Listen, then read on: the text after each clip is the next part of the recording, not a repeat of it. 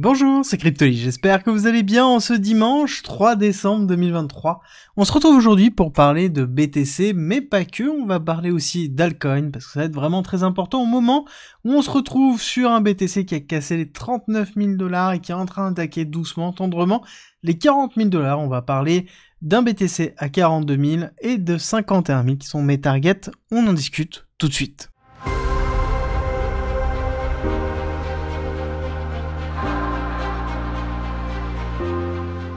Pour rappel, vous avez toujours la possibilité d'avoir accès gratuitement au parcours pédagogique, qui est une formation de 60 heures, d'une valeur de 400 € qui vous permet d'apprendre la blockchain, la crypto, l'investissement, l'analyse technique, le trading, tout pour devenir rentable, à travers 130 vidéos, 400 pages de guide, des quiz pour savoir où vous en êtes dans votre progression, et le tout gratuitement. Pour avoir accès à cette formation à vie, il suffit d'utiliser la plateforme d'un de nos partenaires, tout est expliqué en commentaire et en description. À la base, c'était pas le sujet de cette vidéo de ce dimanche, mais on a changé, on a évolué, on s'adapte par rapport à ce qui est en train de se passer. Et c'est ça aussi qui est fort, c'est ça qui est intéressant, c'est qu'on se fait surprendre. On se fait surprendre par une accélération très forte du BTC avec la rupture des 39 000 $.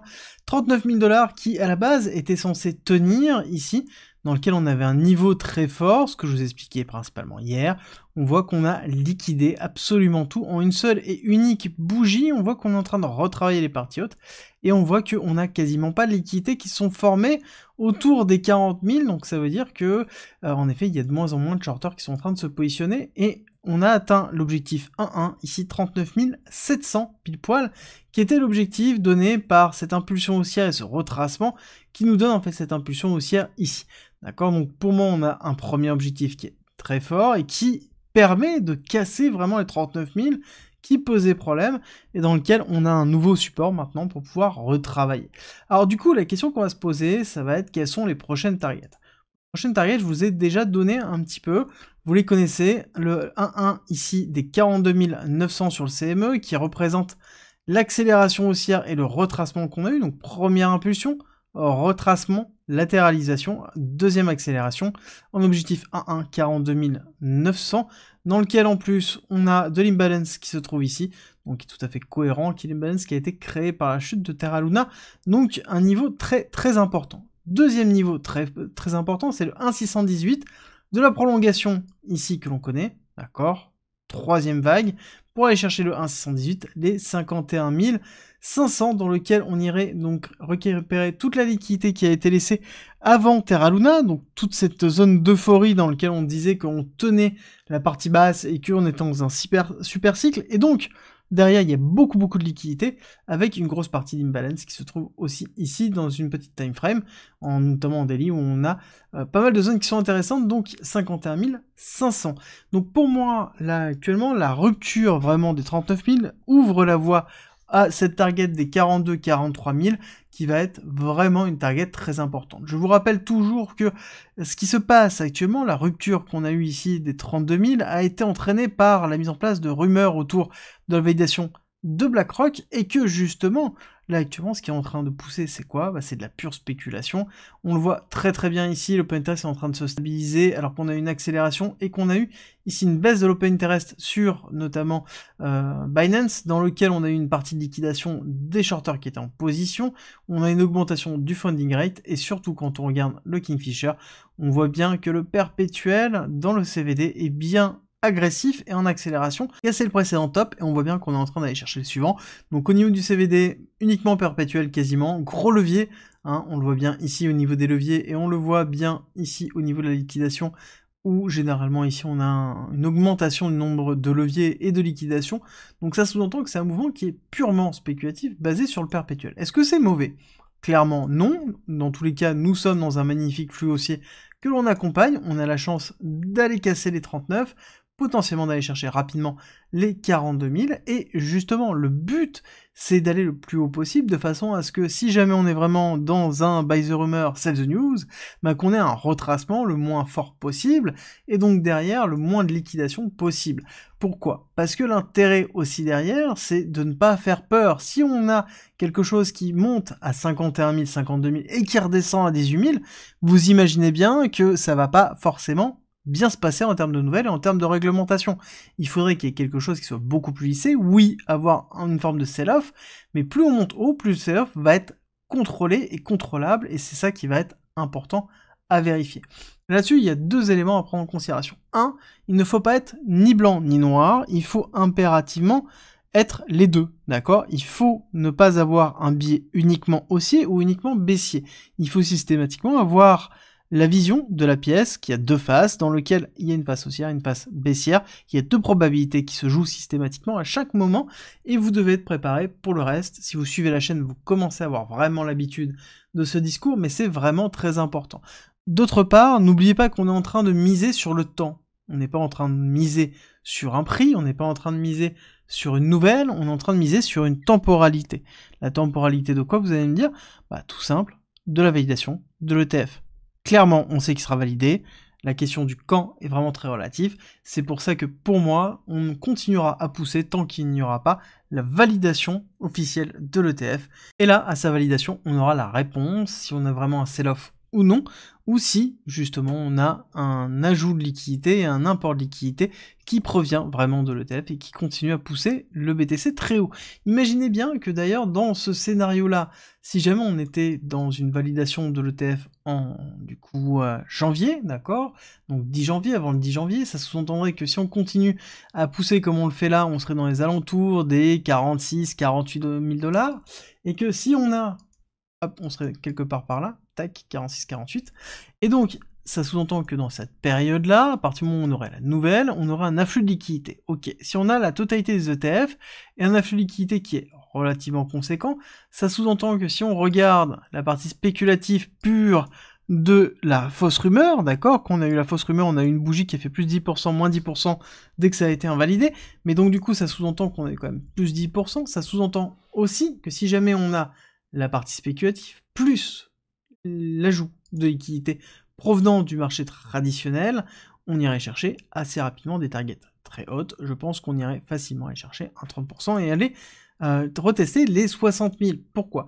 Parce qu'en même temps, dans les 60 000, on a une zone ici d'imbalance qui est relativement forte, dans laquelle on a entre 60 et 64, qui va être très important. Pareil, donc là, on aura des zones importantes. Donc je répète, 42 000, 52 000, et du coup 60-64, qui sont les trois zones importantes. 60-64, bien évidemment, il faut qu'il y ait une nouvelle très forte et qu'on ait justement cet apport de liquidité des ETF, mais dans un premier temps, on va viser les 42 000, qui est notre première target.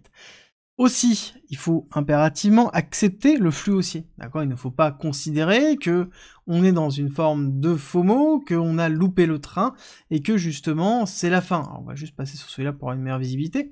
Parce que on a plusieurs raisons. C'est que, déjà de base, il n'est pas statué que nous sommes déjà en bull run. Pour rappel, en bull run, on est censé avoir des bougies comme ça régulièrement tout le temps. Un bull run, ça ressemble à ça. Hein. On voit bien la différence, on voit bien l'impulsion haussière. Donc là, on est plus dans une phase de préparation de ce bull run, mais c'est plutôt positif. Mais on a un flux haussier.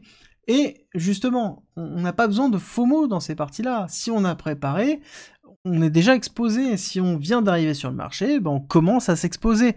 C'est le même principe. Ça n'a rien changé. Et d'ailleurs, si vous voulez avoir plus d'informations, vous avez mon guide qui est à disposition, qui regroupe une trentaine de pages, qui vous explique un petit peu comment gérer, comment acheter, comment vendre, à quel moment, etc. les différentes phases.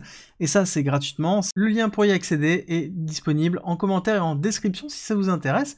Mais dans tous les cas, il est important de comprendre qu'il il est jamais trop tard, que 2, il est possible d'avoir des retracements pour pouvoir rentrer, et que 3, dans tous les cas, on parle du BTC. Il y a d'autres actifs qui sont présents et dans lesquels on surperforme le BTC. Je vais vous en citer quelques-uns, notamment on va parler du Solana, dans lequel ici je fais Solana sur BTC, et on voit bien qu'on a une grosse surperformance de Solana depuis déjà quelques semaines par rapport au BTC, malgré l'accélération du BTC.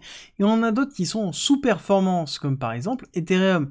Ethereum, clairement, est en sous-performance par rapport à BTC, et il n'est pas le seul. Il y en a d'autres qui sont en train de travailler, comme par exemple, si je mets le Total 3 sur BTC, on voit bien qu'on est dans une sous-performance des altcoins par rapport au BTC, donc ça veut dire que on va avoir des opportunités qui vont arriver, et la meilleure façon de le voir, ce n'est pas de se baser forcément par rapport au dollar, mais de se baser vraiment par rapport au BTC. C'est la représentation de votre altcoin que vous souhaitez par rapport à celui qui donne le ton, et donc le BTC. Ça ne veut pas dire que tous vont surperformer BTC, mais en tout cas, vous allez trouver certainement des patterns qui sont très intéressantes, avec des zones de rupture, et c'est là où ça peut être intéressant de préparer. Pourquoi?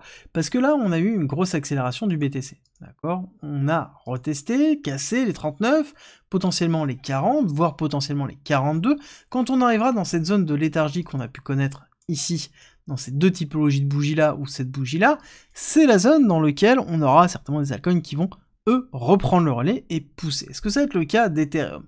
Bon, je vous avoue que là-dessus, c'est pas super folichon. On est vraiment dans un retest du support, mais on n'arrive pas à décoller. On a refait un retest baissier, mais on casse pas baissier non plus. Donc on est plutôt dans une zone d'incertitude. On accompagne le BTC, mais on prend pas le devant. Par contre, on a des altcoins, encore une fois, qui surperforment. Et certainement, je vais vous faire une vidéo sur ces altcoins-là. En tout cas, les quelques-uns que je suis en train de surveiller, mais c'est là où ça va être intéressant. Encore une fois, il n'est jamais trop tard, ça ne sert à rien de faux mots les yeux fermés. Regardez, formez-vous, apprenez, et c'est la base. C'est à partir de là où vous allez être capable de pouvoir agir sur le marché, et surtout ne vous laissez pas influencer, que ce soit par moi, que ce soit par des personnes en commentaire qui vous disent que le train est déjà parti, qu'il est déjà trop tard. Le but, c'est de vous favoriser à faire des achats impulsifs. Protégez-vous, c'est vraiment le plus important, et n'oubliez pas, votre capital est essentiel, et ce sera toujours le cas.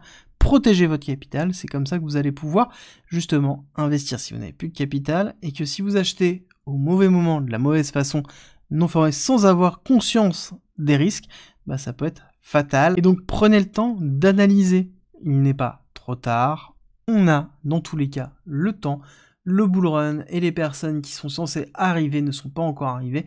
On a vraiment le temps. Encore une fois, même si on a des belles accélérations, même si on profite d'un super flux haussier, ça n'empêche que ça reste encore une fois un flux haussier dans lequel on n'a pas encore passé le halving, dans lequel on attend encore une grosse nouvelle qui va être la validation des ETF, ou encore on attend la réglementation US, ou encore on attend les élections aux USA. Vous voyez, il y a plein d'éléments déclencheurs qui peuvent être favorables ou défavorables aux cryptos. Et encore une fois, il faut être patient. On a été patient pour tous ceux qui ont été là durant tout le bear market dans la latérisation. Il faut être patient dans l'accompagnement du cours, ne pas s'exciter, ne pas chercher à vendre tout de suite. Justement, accompagner ce flux haussier et se préparer si jamais il y a des opportunités à la saisir, et puis s'il n'y a pas d'opportunité, il y a plein de façons d'en trouver. J'espère que cette vidéo vous a plu. Si c'est le cas, n'oubliez pas de me laisser un like et un commentaire, ça me fait toujours très plaisir, et je vous souhaite un très bon dimanche, et nous on se retrouve demain, 7h, pour la quotidienne.